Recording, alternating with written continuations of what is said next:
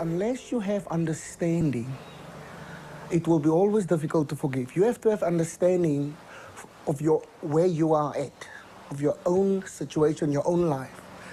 But also, secondly, you need to have understanding about the other person.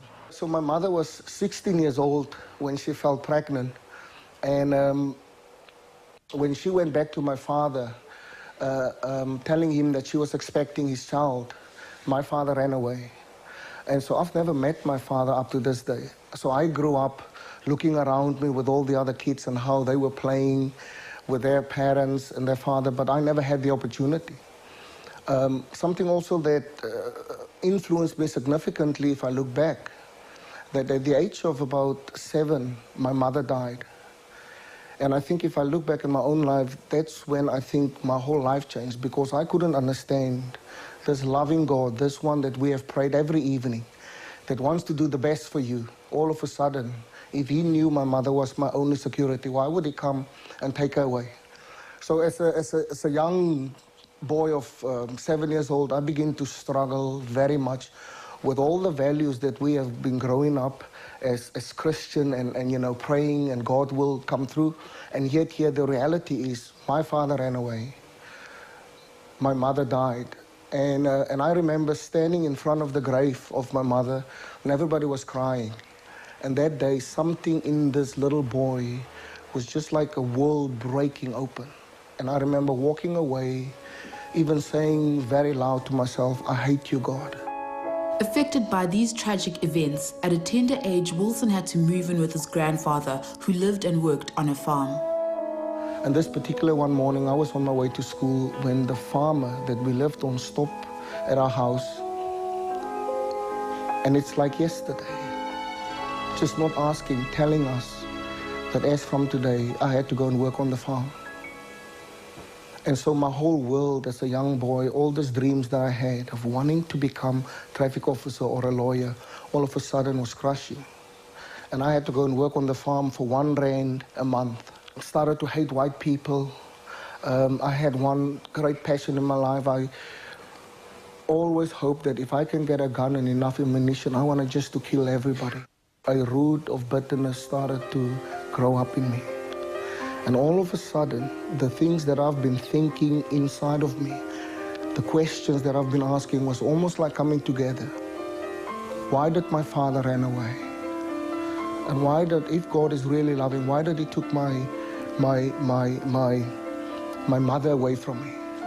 And now, a white farmer, not even asking us permission, coming and taking my life away. And I think that morning, for me, all of a sudden, all these thoughts and questions I had was almost coming together and made me believe that perhaps God is also white.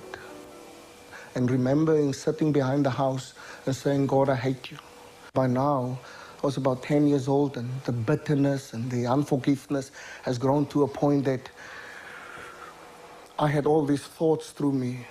And I think part of me was I wanted not even my own relatives to know where I was going. I wanted to run away from the farm and away from everybody that knows me and somehow go and start a new life, and perhaps. But this freedom that I was looking, I had to pay a very high price, because as I was running away from home soon, I found myself in a place called Jeffreys Bay, and I began involved with all sorts of wrong people, started to smoke and begin to use drugs. And I end off at the age of 18 years, addicted to drugs, living on the streets, full of bitterness. I hated my own people.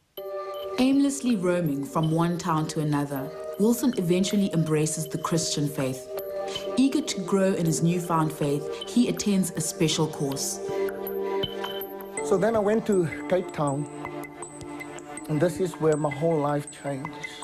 During this course, we would have every morning lectures, and then every week we have a different speaker. And specifically this morning, on my way to lectures, I heard this voice telling me that you are the biggest racist on this place. And we were 50 students, and four of us were people of color.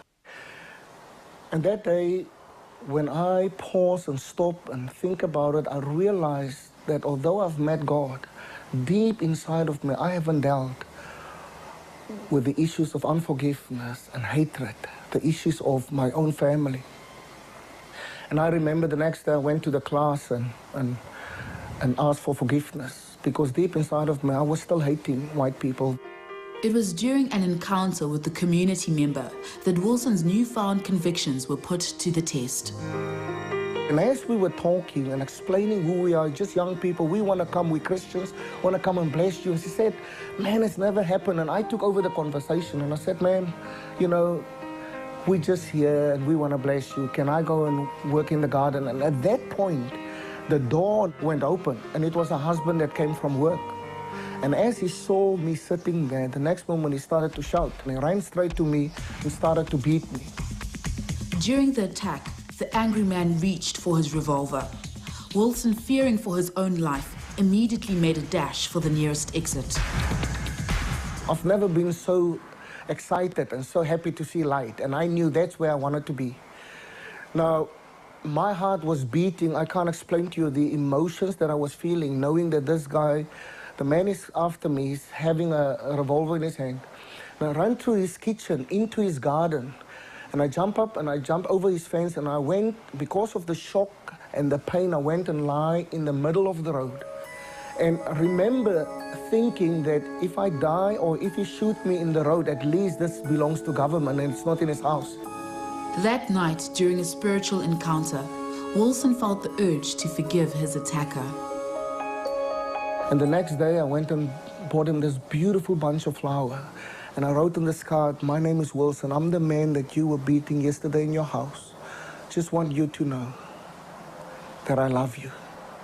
And I took this bunch of flowers, and of course we need to be wise, and I made sure there was nobody at the house and put it right in front of his door. And I ran away. 1 month after the violent attack, Wilson received an invitation to address a congregation in the community. And as I lift up my head and look in the back, there the man that was beating me that day, he was sitting there. And I felt prompted in my heart to tell the story again, what happened that day. And I began to share with the people. And this young gentleman, he was running up to where I was standing and falling in front of my feet and saying, I'm that guy that you were just testifying again that beat you that day. Can you forgive me? He looked at me and he said, could you please come and have lunch with me? And it was so strange that the first time that I came to his house wanting to serve, he beaten me. And this time, because of forgiveness, he invited me to come and have lunch.